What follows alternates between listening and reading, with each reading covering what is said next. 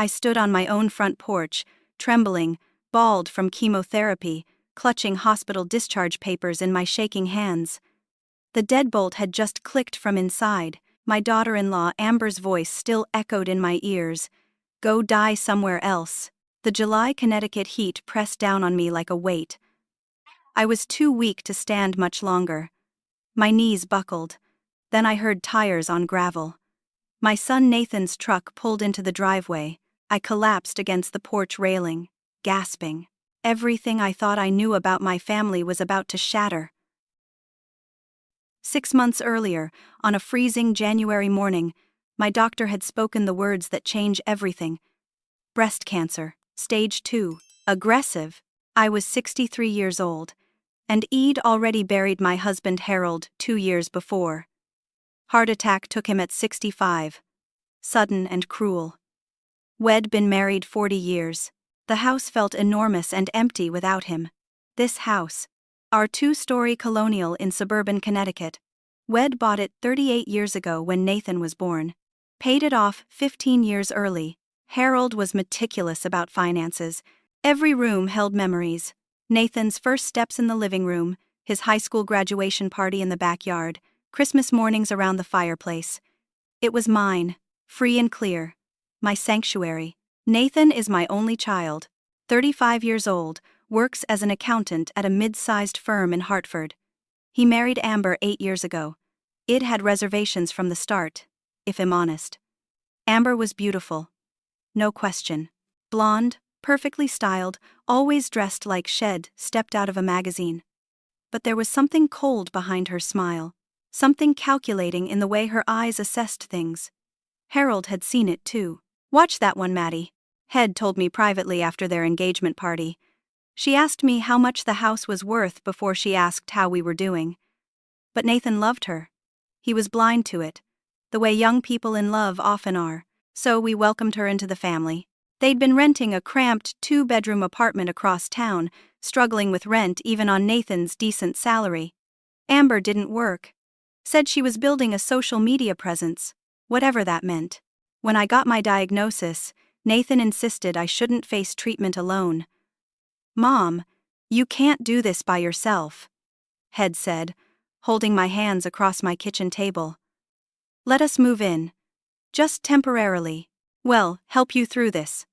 I hesitated.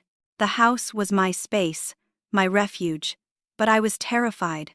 The word cancer changes everything. It makes you feel vulnerable in ways you've never felt before. And I was lonely.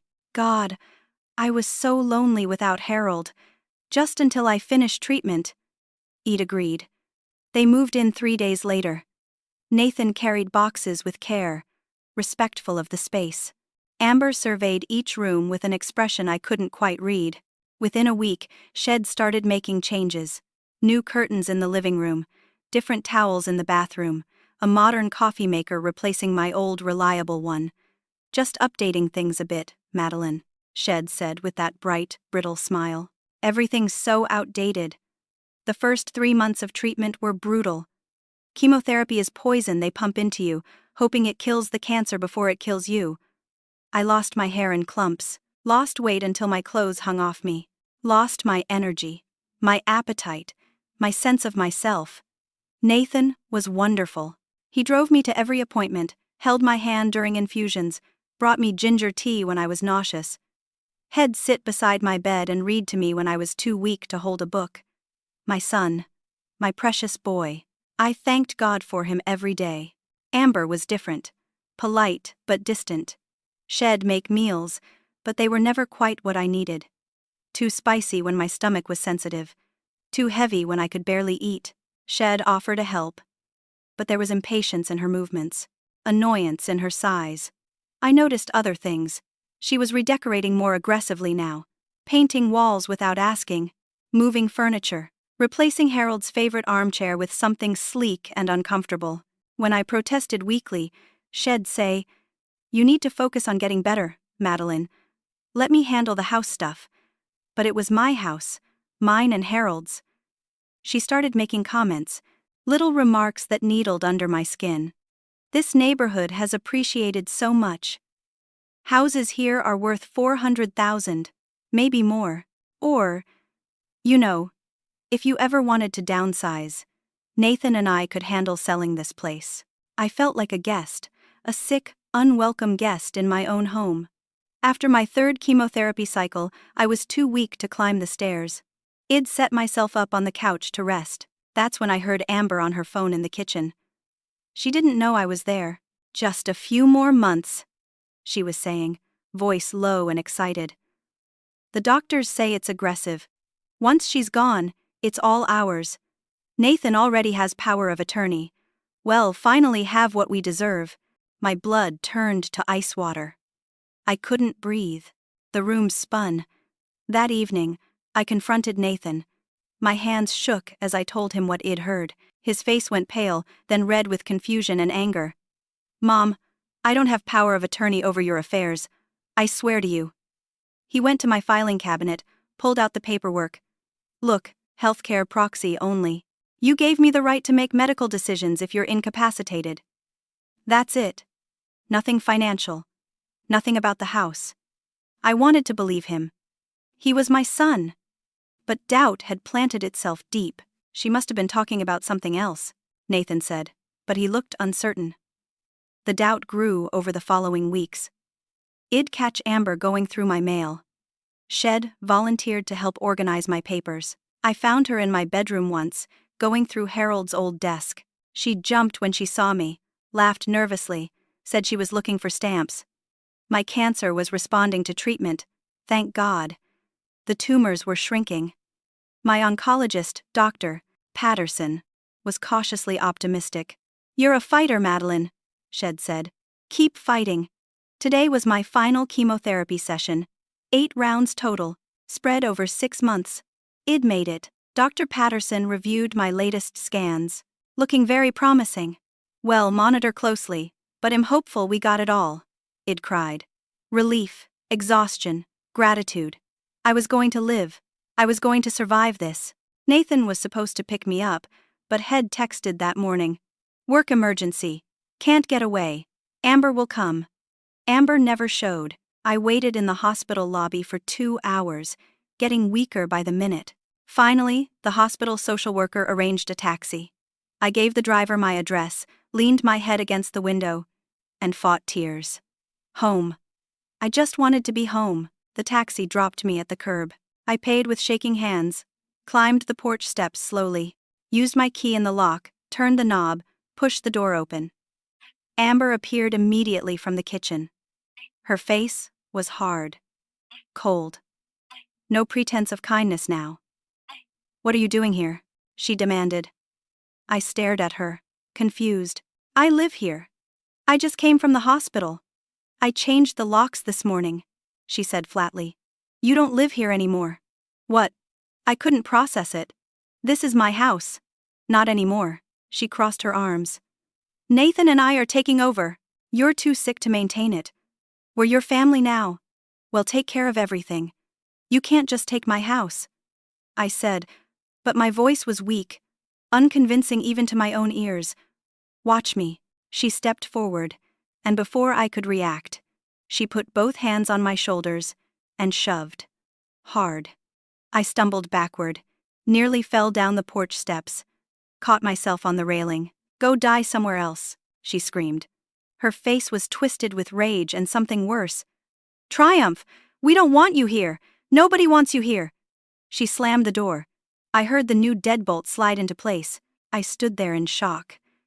The July sun beat down mercilessly. Sweat dripped down my back. My legs trembled. I sank onto the porch steps, unable to stand anymore. Across the street, I saw Mrs. Patterson's curtain twitch. The Jenkins family's front door opened slightly, then closed. Everyone watching. No one helping. This couldn't be happening. Not after everything. Not after fighting so hard to live. I heard an engine. Nathan's truck turned onto our street, pulled into the driveway. He jumped out. Saw me on the steps. "Mom, what are you doing outside? Are you okay?" I couldn't speak. Could only point at the door with a shaking hand. Nathan ran up the porch steps, put his arm around me. "Mom, what happened? Why aren't you inside?" The tears came then. 6 months of holding it together, and I broke. She kicked me out. I sobbed. She changed the locks. She told me to go die somewhere else. Nathan's face transformed. Concern shifted to confusion, then to pure fury. I'd never seen him look like that. He pounded on the door with his fist. Amber! Open this door right now. The door opened. Amber stood there, face calm now. Smug. Oh. You're home. What the hell did you do? Nathan's voice was low. Dangerous. I'm protecting our future. She leaned against the doorframe casually. She's dying anyway. Why wait? This house is ours. Are you insane? Nathan pushed past her into the house, helping me up and inside with him. This is my mother. This is her house. Your house now, actually. Amber pulled her purse from the hall table, extracted a folder. I filed the paperwork. You're her only heir. I just moved up the timeline. She handed him documents. Nathan grabbed them, scanned quickly. His face went white. This is a quitclaim deed, he said slowly. Transferring the house from Mom to me. Exactly! Amber's smile was victorious. Dated 3 weeks ago. Nathan looked up at me. Mom, did you sign this? No. My voice was firm despite my exhaustion. I never signed anything. Nathan examined the signature more closely. This is forged. This is her name, but it's not her handwriting. You can't prove that, Amber said, but her confidence wavered slightly. Yes, I can. Nathan pulled out his phone. And I'm calling the police right now. Don't you dare. Amber lunged for his phone. He held it away from her. You forged legal documents. That's a felony. He was already dialing. Amber's tactics shifted instantly. Crocodile tears filled her eyes. Baby, no. I did it for us. For our future. She's sick. She wasn't thinking clearly. I was trying to protect us. She's not incompetent, Nathan said coldly. She's fighting cancer and winning. 911. What's your emergency? The operator's voice came through the phone. By the time Officers Rodriguez and Thompson arrived, neighbors had gathered on their lawns. Mrs. Patterson from next door, 82 years old and sharp as a tack. The Jenkins family with their 3 kids, young couple from 2 houses down whose names I could never remember. Everyone watching. Nathan explained the situation clearly, showed the forged deed. Officer Rodriguez, a woman in her 40s with kind eyes, turned to me. Ma'am, did you sign this document? No. I stood straighter, found my voice. I never agreed to transfer my house to anyone. She has cancer. Amber shouted. She's on all those drugs. She doesn't know what she's doing. She's not mentally competent. Officer Rodriguez asked me several questions. My full name, my address, today's date, the current president. My doctor's name. I answered everyone clearly, correctly. Pulled out my hospital discharge papers showing a clean mental status exam from just hours ago. Officer Thompson, younger, tall and serious, examined the deed more carefully. This notary stamp looks suspicious. The number doesn't match the date listed. Amber's face drained of color. Nathan was scrolling through his phone, accessing their bank accounts. He froze. Wait. What the hell is this? He turned the phone to show the officers. Our joint account. There should be $12,000. There's $300. He kept scrolling. And there are transfers. To an account I don't recognize. $40,000 over the past 6 months. That's for household expenses, Amber stammered. I pay all the household expenses directly, Nathan countered. Every bill comes out of my paycheck automatically. Where did this money come from? I knew. The knowledge settled over me like a heavy blanket. My account. That money came from my account. Nathan looked at me. Did you give her access to your accounts? She said she needed to pay some bills when I was too sick, utilities and things. I gave her my checkbook once. Just once. Nathan moved toward my small home office off the living room. Let me see your statements. We all followed. Him, me, both officers. Amber trailing behind, protesting weakly. Nathan found my checkbook, my bank statements filed neatly in Harold's old desk. Multiple checks written over the past 6 months. All signed Madeline Harrison. But I'd been too sick to write most of these. The handwriting looked similar, but wrong. Too neat. Too consistent. Mine had gotten shakier during treatment. The checks were made out to A. Harrison, Amber's initial and our shared last name, cashed at various banks around town. Nathan tallied them up on his phone calculator. $63,000. I couldn't breathe. $63,000. My savings, Harold's life insurance money. The cushion I needed for medical expenses, for retirement, for emergencies. There's more, Officer Thompson said quietly. She was going through papers Amber had left, scattered on the side table. Credit card statements. These are credit cards opened in your name, Mrs. Harrison. Recent charges for designer clothes, jewelry, spa treatments. The bills had been hidden in Amber's belongings, mixed with her own papers. Nathan spread them out. $15,000 in charges I'd never made on cards I'd never opened. You stole from her, Nathan said to Amber. His voice was hollow with shock. You stole from my mother while she was dying. I wasn't dying, Amber shrieked. The cancer was supposed to kill her. That was the plan.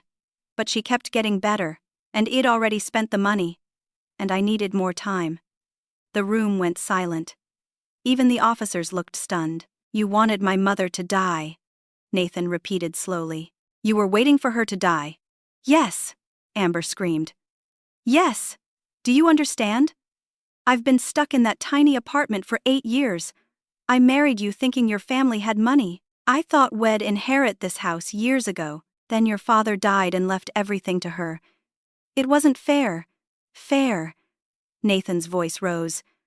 My father died, and I've been patient. I've waited. When she got cancer, I thought finally we'd get what we deserve. But she just keeps fighting. She won't die. I felt oddly calm, listening to her confession, like I was floating outside my body, watching from a distance. Mrs. Patterson had followed everyone inside. Now, she spoke up from the doorway. I need to tell you something. Everyone turned to her. 3 months ago, around April, I saw you, she pointed at Amber. Late at night. Maybe 2 in the morning. I have insomnia. I was looking out my window. You were in the driveway with a man. Not you. She nodded at Nathan. Someone else. Nathan went very still. What? He was helping you load boxes into a car. Boxes from this house. I thought it was strange, but I wasn't sure if it was my business. But I took a picture. Just in case. Mrs. Patterson pulled out her phone with arthritic fingers, scrolled, found the photo. Showed it to Nathan. His face went from pale to red. That's Derek, your ex-boyfriend from college. Amber said nothing. You've been seeing Derek. Nathan's voice cracked. All this time. We were going to wait until you had the house, Mrs. Patterson said quietly. Then you'd sell it, split the money with him, and leave. I heard you talking about it on the porch one day. I was gardening next door. You didn't notice me. Nathan looked at Amber, really looked at her. I wasn't even part of your plan. You were going to take everything and leave me with nothing. You were a means to an end, Amber said flatly. All pretense was gone now. You and your mother both. Officer Rodriguez stepped forward. Amber Harrison, you're under arrest for forgery, identity theft, financial exploitation of an elderly person, and fraud. She read Amber her rights, while Officer Thompson called for backup. Amber was handcuffed on the front lawn, all the neighbors watching. She screamed at Nathan as they led her to the police car. This is your fault. If you made more money, I wouldn't have needed to do this. This is all your fault. Nathan stood frozen, watching the police car drive away. I touched his arm gently. Come inside, sweetheart. We sat in my living room, the living room that was still mine, and Nathan broke down. Sobbed like he hadn't since he was a little boy. I held him, this grown man, my son, and let him grieve. Mrs. Patterson made tea. The Jenkins family brought over sandwiches. The young couple, I learned their names were Justin and Melissa, offered to call a locksmith immediately to change the locks again. By evening, I had new keys and a house full of supportive neighbors who refused to leave me alone. "I brought this into your life," Nathan said when he could finally speak. "I married her. I brought her into your house. I didn't see what she was. You loved her," I told him. "You're not responsible for her choices. You couldn't have known." But I wondered if Harold had known, if that's why Head never warmed to her. Why Head been so careful with his estate planning. The police investigation moved quickly. Detective Sarah Chen was assigned to the case. She came by the next morning with more questions, more documents for me to review and sign.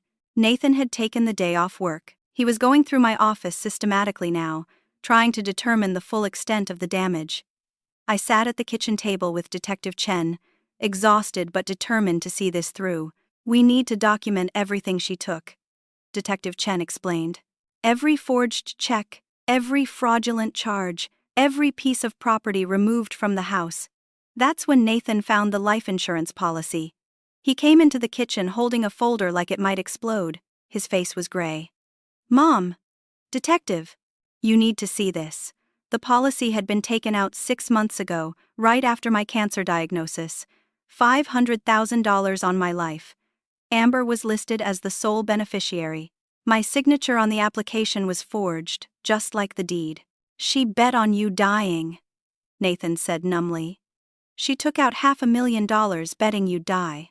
Detective Chen's face hardened. "This changes things. This suggests premeditation of a much more serious crime." "What do you mean?" I asked. "If she took out life insurance on you and then actively worked to hasten your death, that's attempted murder." The room went silent. "We need to examine everything," Detective Chen said. "Your medical records, her computer, her phone, everything." Over the next week, the investigation expanded. Forensic accountants traced the money. Computer forensics experts examined Amber's laptop and phone. What they found made me physically ill. Search history on her computer. How to make chemotherapy less effective. Foods that interfere with cancer treatment. Can stress make cancer worse? How long does stage 2 breast cancer take to kill? Average life expectancy after breast cancer diagnosis. Shed been researching how to ensure I died. Detective Chen walked me through it gently, but there was no gentle way to hear it. Amber had been sabotaging my recovery systematically. The meals she prepared weren't just thoughtless. They were deliberately chosen to interfere with my medications. Grapefruit juice that blocked absorption of certain drugs. High-fat foods when my oncologist had recommended low-fat. Skipping meals entirely when I needed consistent nutrition. Shed, create stressful situations intentionally. Start arguments right before doctor's appointments.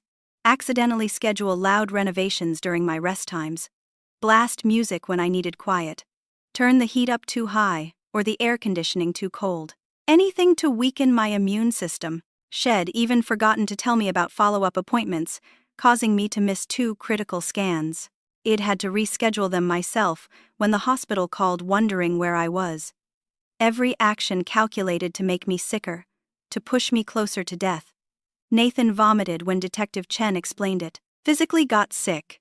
I sat very still, absorbing the knowledge that someone had been actively trying to kill me in my own home for 6 months.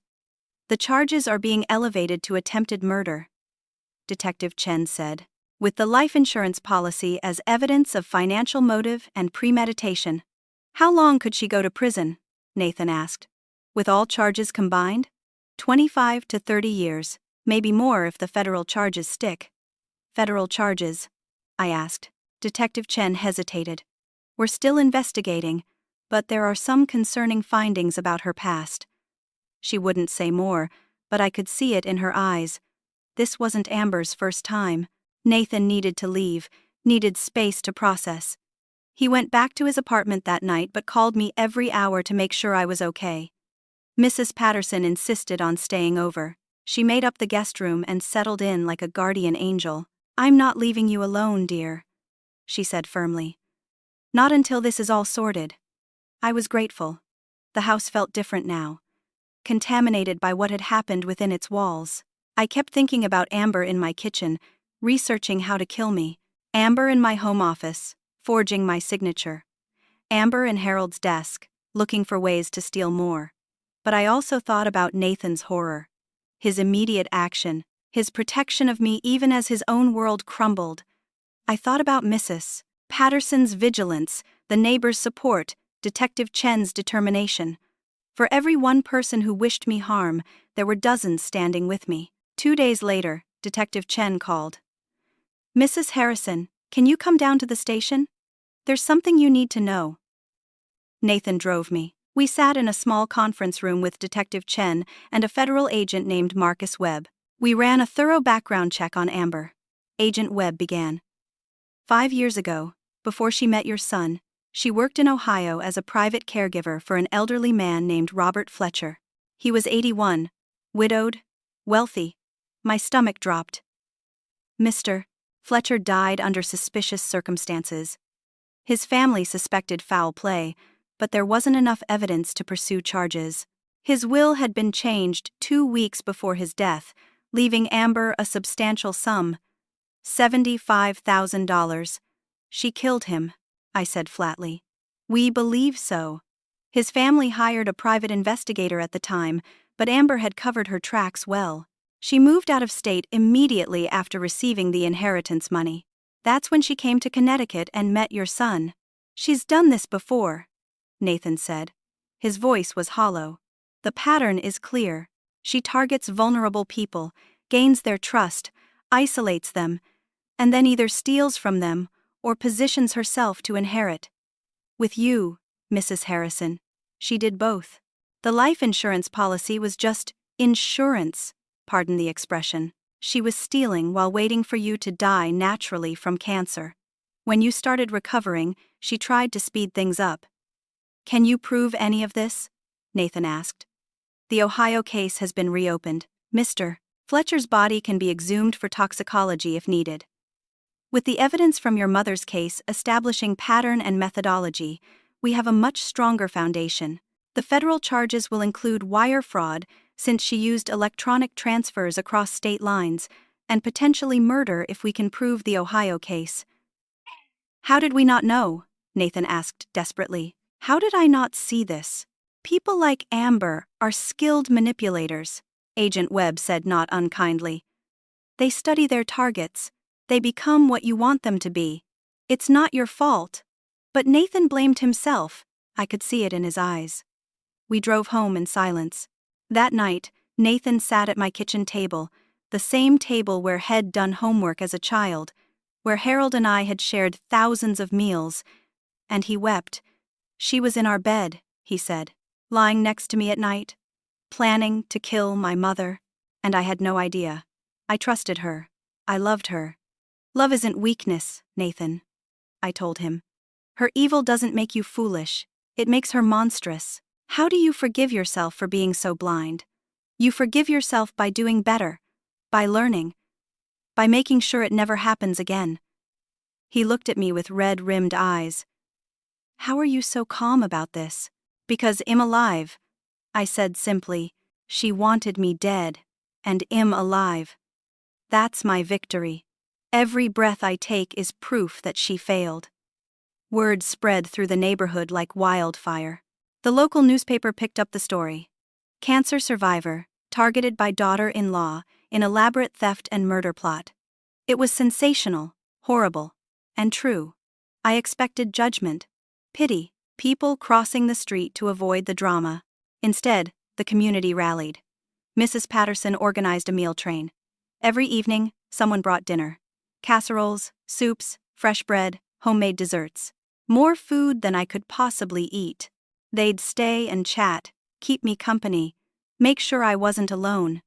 The Jenkins family started a GoFundMe for my medical expenses. Even with insurance, my co-pays and deductibles had been substantial. They set a modest goal of $5,000. Within 3 days, they'd raised $15,000. Strangers from around the country sent donations with notes. Thinking of you. Stay strong. You deserve better. I was overwhelmed. I'd lived in this neighborhood for 38 years, but it'd always been somewhat private. Harold and I had been friendly but not close with most neighbors. Now they were showing up in force, protective and determined. Justin and Melissa, the young couple down the street, both worked in tech. They installed a security system for me free of charge. Cameras, motion sensors, smart locks. No one's getting in here without you knowing, Justin said firmly. The local church, which I attended occasionally but wasn't particularly active in, organized a prayer circle. People I barely knew were praying for my recovery, my peace, my justice. Nathan was seeing a therapist to process the betrayal and his own guilt. Dr.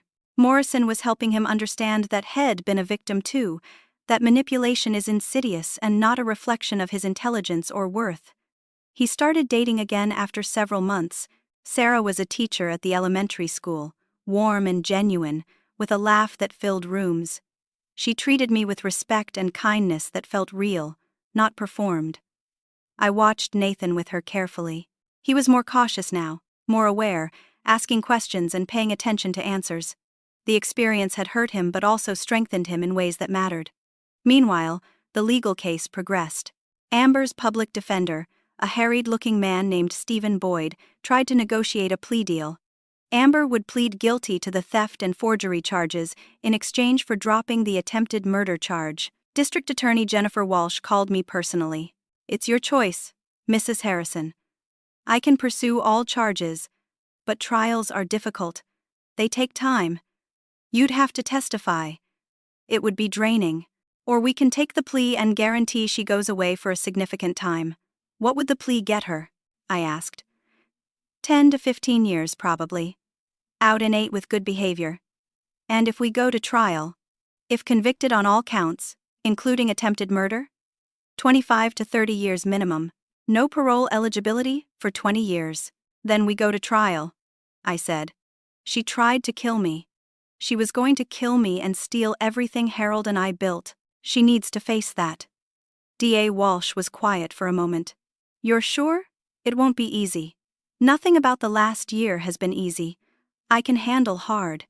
The trial was set for 6 months out. Detective Chen and Agent Webb kept digging. What they found shocked even them. Amber hadn't just targeted Robert Fletcher in Ohio. There were 2 other cases: an elderly woman in Pennsylvania 7 years ago, a disabled veteran in Michigan 9 years ago. Both had died under suspicious circumstances. Both had left Amber money in recently changed wills. Both cases had been investigated, but not prosecuted due to lack of evidence. Agent Webb sat in my living room with Nathan and me, laying out the evidence. She's been doing this for at least a decade, moving from state to state, changing her name slightly each time. Amber Harris, Amber Harrison, Amber Harmon, always staying just different enough to avoid background checks connecting the cases. "How much money total?"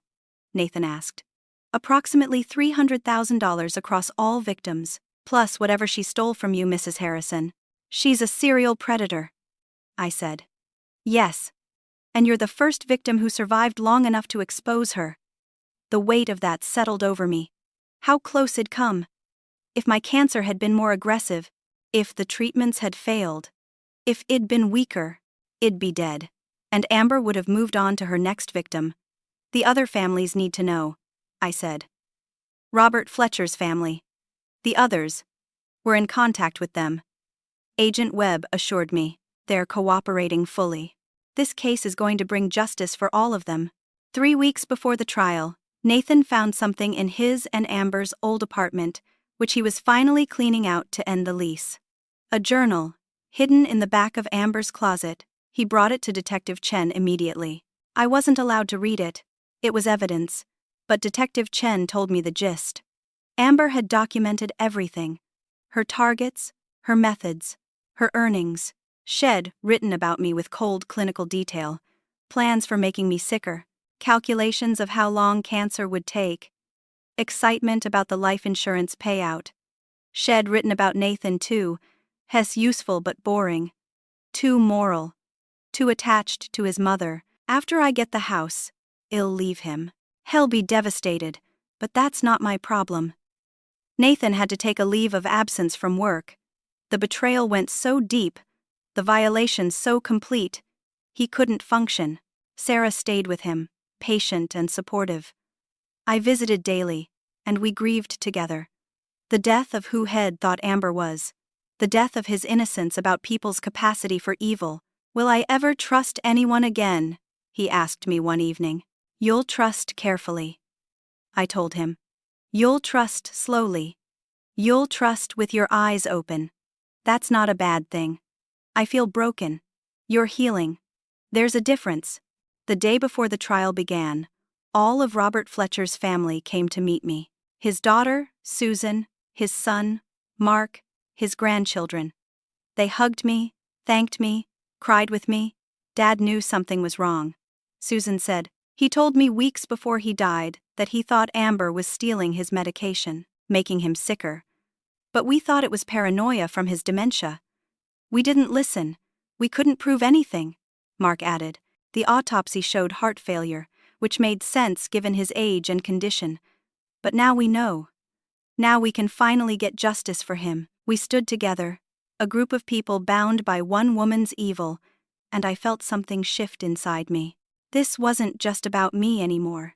It was about all of us, all her victims, all the people Shed hurt and planned to hurt. I was fighting for all of us now.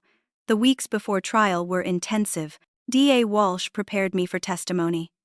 What questions''d be asked, how to stay calm under cross-examination, how to speak clearly and factually without letting emotion overwhelm my words.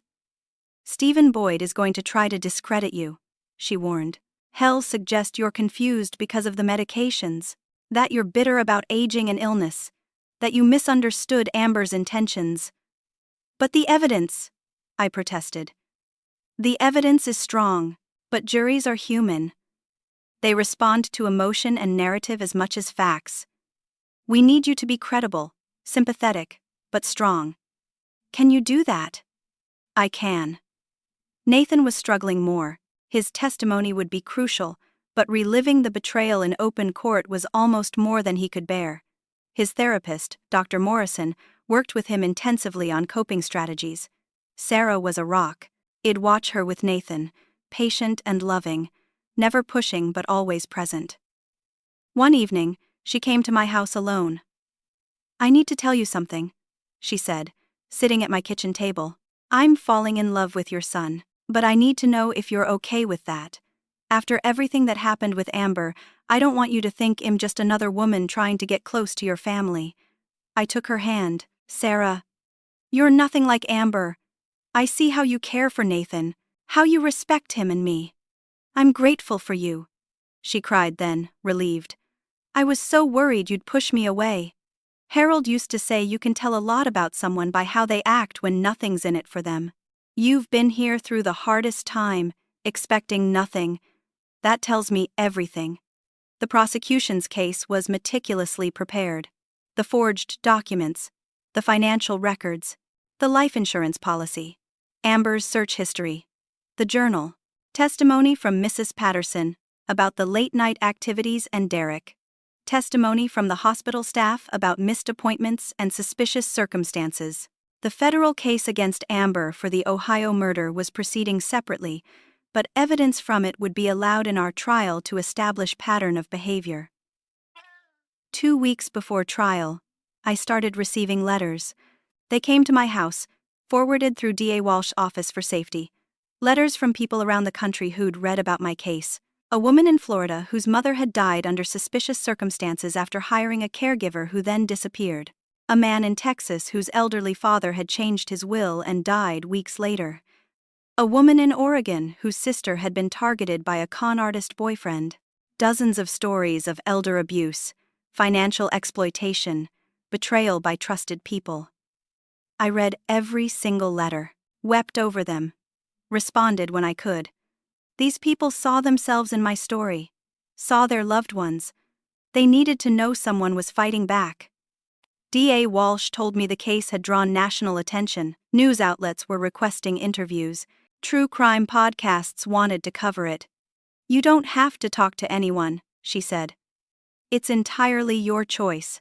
I thought about Robert Fletcher's family, about all those other victims, about the letters I'd received. "I'll do interviews after the trial," I decided. "If we win, I want people to know the warning signs. I want other families to be protected. The weekend before trial, Nathan and I went through old photo albums. Pictures of him as a baby, as a toddler, as a gangly teenager.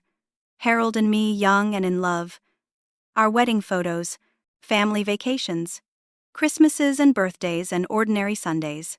We had a good life, Nathan said softly. You and Dad and me. We were happy. We were. We are. One evil person doesn't erase that. I keep thinking about all the photos with Amber. Holidays. She's in our family pictures now. Forever. So we take new pictures, I said. We make new memories, better ones. With people who actually love us. He managed a small smile. With Sarah. If you're lucky enough for her to stick around. Which you are. If you're smart. I am smart, he said. Just took me a while to figure it out. The day before trial, Agent Webb called with news. We have a break in the Pennsylvania case. The elderly woman who died, Margaret Chen, her body was exhumed. Toxicology found traces of oleander poisoning. It's a plant that causes heart failure. Looks natural unless you're specifically testing for it. My blood ran cold. Amber poisoned her. Yes, and we're retesting Robert Fletcher now. If we find the same thing, we have her for multiple murders. Did she try to poison me? The question came out as a whisper. We don't think so. Your cancer was supposed to do the job. She was just helping it along with stress and nutritional sabotage. Actual poison would have shown up in your medical tests. I should have felt relieved. Instead, I felt sick. This woman had sat at my kitchen table, slept in my guest room, touched my things, all while fantasizing about my death. That night, I couldn't sleep. I walked through my house in the darkness, touching walls, remembering. Harold proposing to me in the living room, bringing baby Nathan home to this house, teaching Nathan to ride a bike in the driveway. Harold's last Christmas, weak but smiling, surrounded by love. This house held my life, my history, my heart. Amber had tried to steal it all, but Shed failed. I was still here, still standing, still fighting. Tomorrow, I'd walk into that courtroom and tell my truth. And I'd make sure she paid for every bit of pain Shed caused. The courthouse was packed.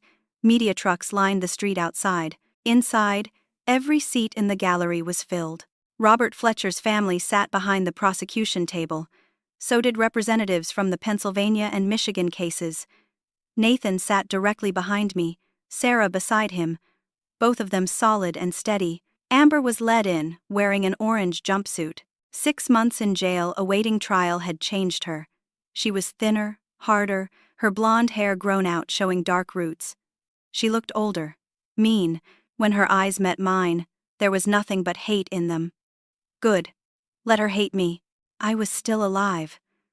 Judge Patricia Thornton was in her 60s, known for being fair but tough. She explained the charges to the jury. Forgery, identity theft, financial exploitation of an elderly person, attempted murder. Each charge carried significant prison time.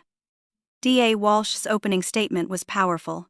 The defendant targeted Madeline Harrison at the most vulnerable point in her life. While Mrs. Harrison fought cancer, the defendant systematically stole from her, forged documents to steal her home, took out life insurance on her life, and then actively worked to ensure she would die so the defendant could collect. This is not a story of poor judgment or mistakes. This is a story of calculated evil. Stephen Boyd's opening was defensive. The prosecution wants you to believe my client is a monster, but the truth is more complicated. Amber Harrison is a young woman who made some very poor financial decisions while under enormous stress. Yes, she took money she shouldn't have. Yes, she forged a document in a panic. But attempted murder? There's no evidence she directly tried to harm Mrs. Harrison. Circumstantial evidence and internet searches don't prove intent to kill. The first 3 days were document-intensive. Forensic accountants testified about the money trail. Handwriting experts testified about the forgeries. The notary whose stamp had been faked testified. IT specialists testified about Amber's search history and the deleted files they'd recovered. It was damning, but clinical. Factual but not emotional. Then Nathan testified. D.A. Walsh walked him through everything gently. How long Head been married to Amber? His mother's cancer diagnosis. The decision to move in. The gradual changes, Head noticed. The day he came home to find his mother locked out. How did you feel when Amber told you she'd been waiting for your mother to die? D.A. Walsh asked. Nathan's voice broke. Like the person I loved had never existed. Like I'd been living with a stranger who was wearing a mask.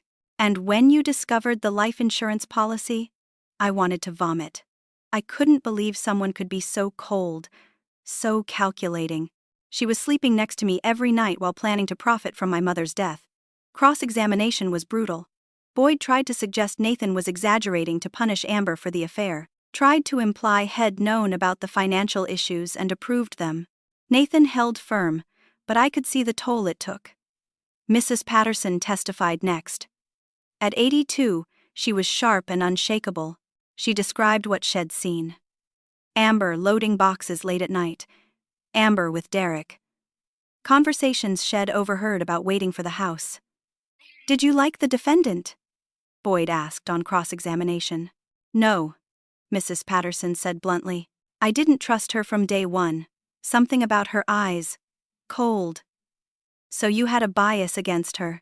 I had good instincts about her. There's a difference. The courtroom rippled with suppressed laughter. Then it was my turn.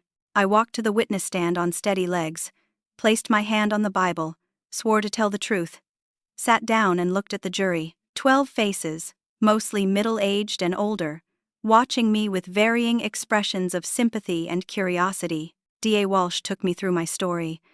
Harold's death, my diagnosis, letting Nathan and Amber move in, the gradual realization that something was wrong, the overheard phone call, the theft, the forgery, coming home from my final chemo to be shoved out of my own house and told to go die somewhere else. How did you feel in that moment? D.A. Walsh asked. Defeated, I said quietly. I'd fought so hard to survive. The cancer, the treatment, the grief of losing my husband. And in that moment, it felt like all of it was for nothing. Like I was going to die after all. Just not from cancer. But you didn't die. No.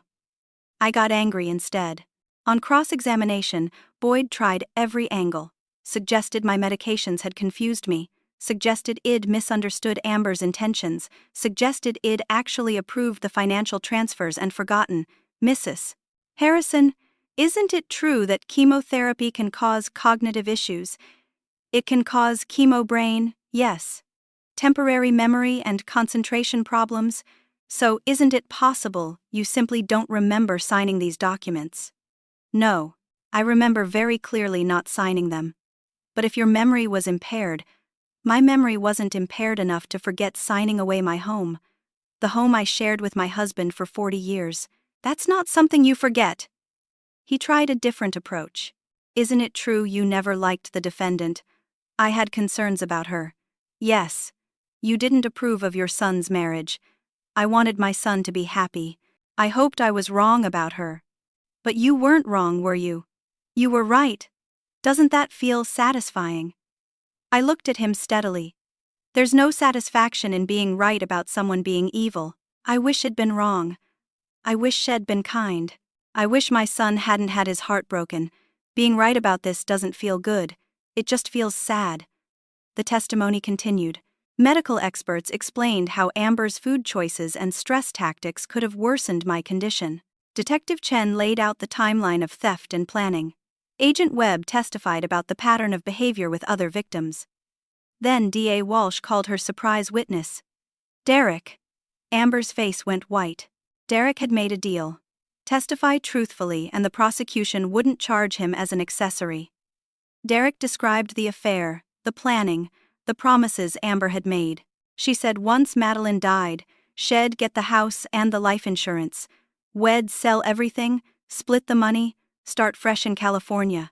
Did she ever express concern about Mrs. Harrison's suffering? D.A. Walsh asked. No, she talked about her like she was already dead. Like she was just an obstacle to get past.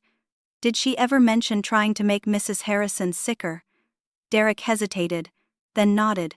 Once, She said Shed looked up foods that interfered with cancer treatment. She laughed about it. Said it was her little contribution to speeding things along. The jury looked horrified. On redirect, Boyd tried to discredit Derek. You're testifying to avoid charges yourself. Correct. Yes, so you have motivation to lie. I could lie. But I'm not. Everything I said is true. I have texts and emails to prove it. Those texts and emails were entered into evidence. The jury passed them around.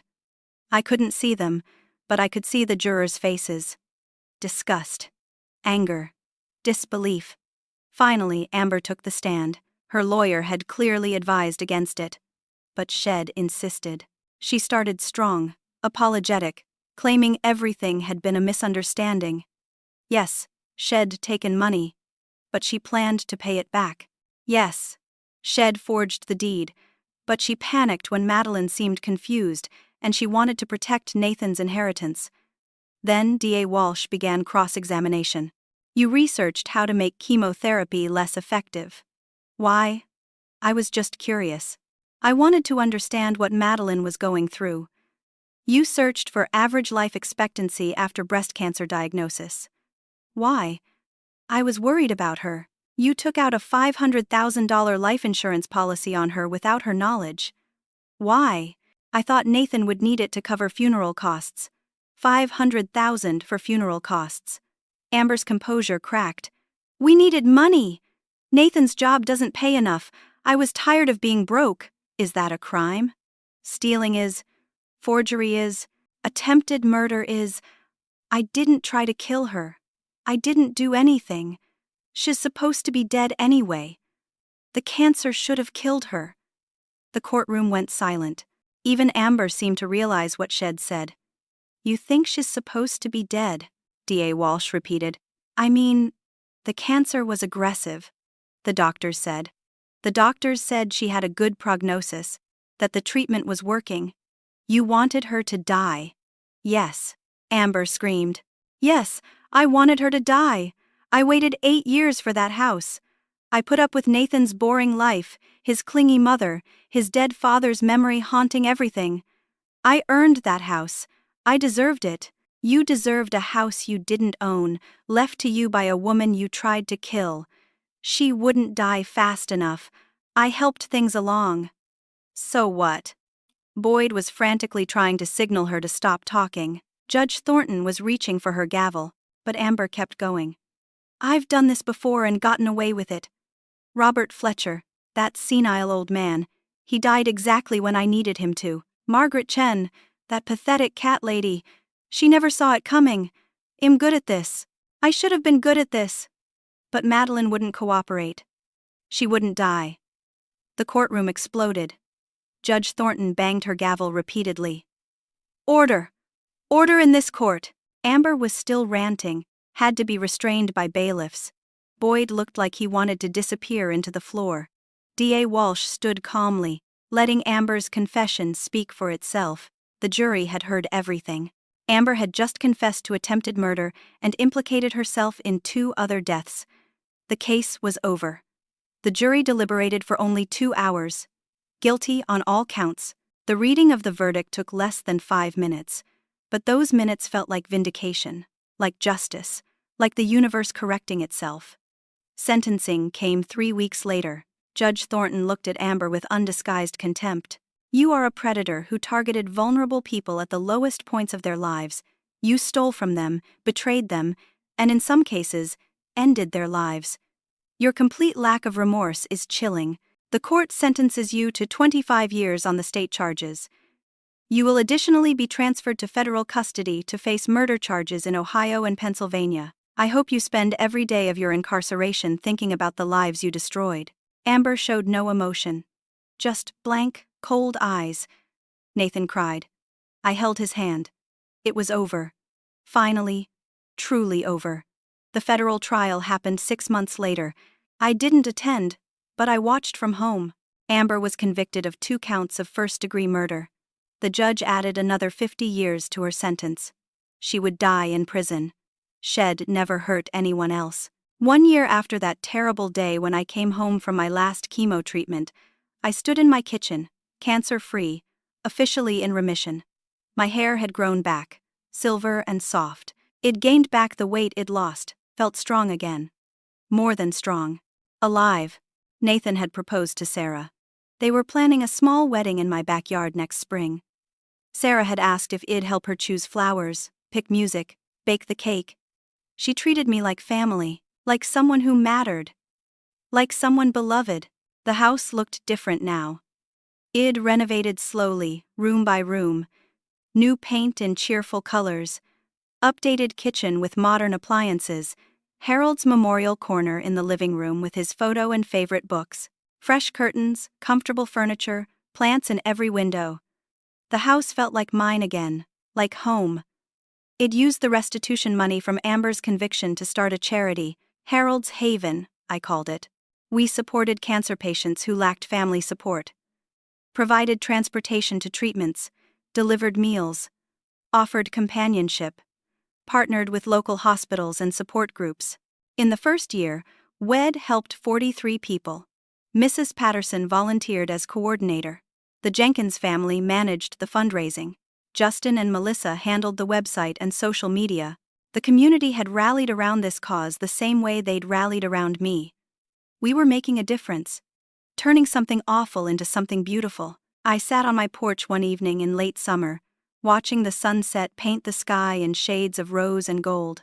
Nathan and Sarah were inside making dinner. Mrs. Patterson was coming over later for cards. The neighborhood was peaceful, safe, full of people who cared.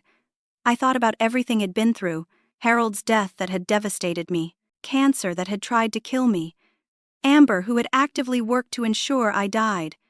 The fear, the pain, the betrayal, the exhaustion. And then I thought about what came after. Nathan's fierce protection. The community's love. The justice system working. My body, healing. New relationships forming. Purpose, emerging from pain. I'd learned something crucial in the fire of that experience. Survival isn't just about living through something. It's about recognizing the poison before it destroys you. It's about fighting back even when you're weak.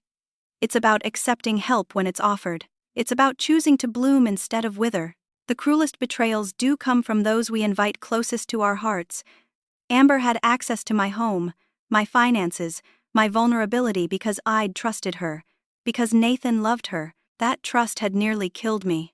But I'd also learned that for every person who wishes you harm, there are dozens who will stand beside you. Mrs. Patterson taking photos, paying attention when something felt wrong. Nathan immediately choosing me over Amber. The neighbors bringing meals, raising money, installing security. Detective Chen and Agent Webb pursuing justice relentlessly. D.A. Walsh fighting for me in court. The strangers who sent cards and donations. The jury who saw the truth. I could have let bitterness consume me, could have withdrawn, become suspicious of everyone, built walls so high no one could reach me. That would have been Amber's final victory. She'd have stolen not just my money and my home, but my ability to love and trust. Instead, I chose differently. I chose to let the good people multiply in my life, to nurture the relationships that proved themselves real, to build something meaningful from the wreckage. When Amber told me to go die somewhere else, she meant it as a death sentence. But I heard it differently. I heard it as a challenge. You want me gone? Watch me plant roots deeper than ever. You want me to give up? Watch me bloom harder and brighter than I ever have. My cancer tried to kill me. Amber tried to kill me. I'm still here. Not just surviving, but thriving. That's not luck. That's choice. That's will. That's deciding every single day that life is worth fighting for. Every morning I wake up in my house, in the home Harold and I built, surrounded by people who genuinely love me. I win. Every time I help another cancer patient through Harold's Haven, I win. Every time Nathan laughs with Sarah, healed and happy, I win. Every time Mrs. Patterson and I sit on this porch drinking tea and watching the world go by, I win. The best revenge isn't revenge at all. It's building a beautiful life that the person who hurt you can never touch. It's taking their worst intentions and transforming them into your greatest strength. It's choosing joy when they wanted you to choose death. I learned that my worth isn't determined by who values me. It's determined by how I value myself. Amber saw me as an obstacle, a means to an end, a dying woman in the way of her greed. But I'm not what she saw. I'm a survivor, a fighter, a woman who stares down death and says, "Not today. Not ever on your terms." I learned that family isn't always blood. Sometimes it's the 82-year-old neighbor who takes photos in the middle of the night because something feels wrong. Sometimes it's the young couple down the street who install security systems for free. Sometimes it's the teacher who loves your son and treats you with genuine respect. Sometimes it's the detective who refuses to let injustice stand. And I learned that hope is a choice. On that terrible day when I stood on my porch, weak and betrayed and alone, I could have given up. Could have believed Amber when she said no one wanted me. Could have let despair win. But Nathan's truck turned onto the street. And I chose to keep breathing, keep standing, keep fighting. That choice changed everything. So if you're facing your own betrayal, your own cancer, your own moment of standing alone wondering if anyone cares, let me tell you what I learned. They care. The right people care. The universe conspires toward justice more often than we think.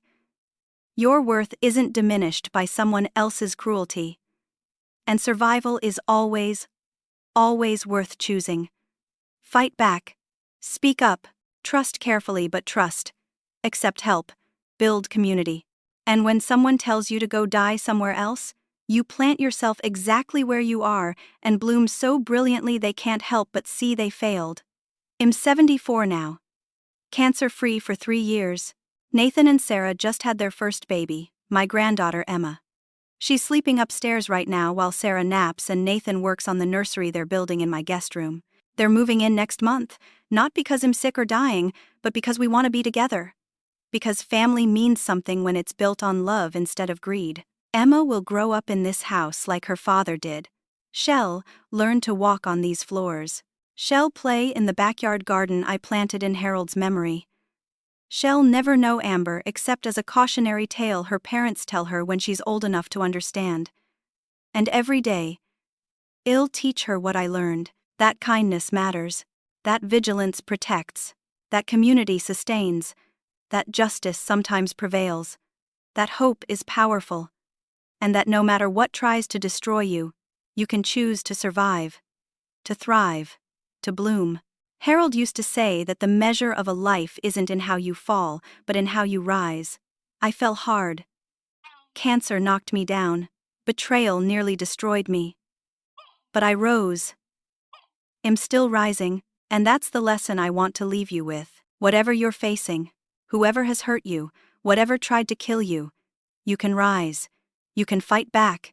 You can win, not through revenge or bitterness, but through living so fully, so joyfully, so completely, that your survival becomes its own victory. I came home from the hospital after chemo, and my daughter-in-law shut the door in my face and told me to go die somewhere else. But I didn't.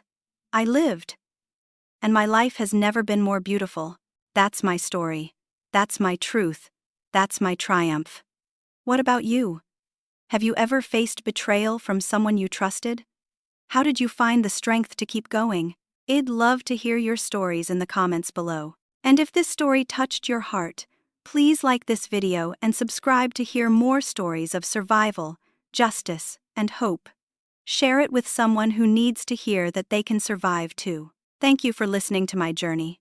May you always choose life, choose hope, and choose to bloom exactly where you are planted, no matter who tells you otherwise.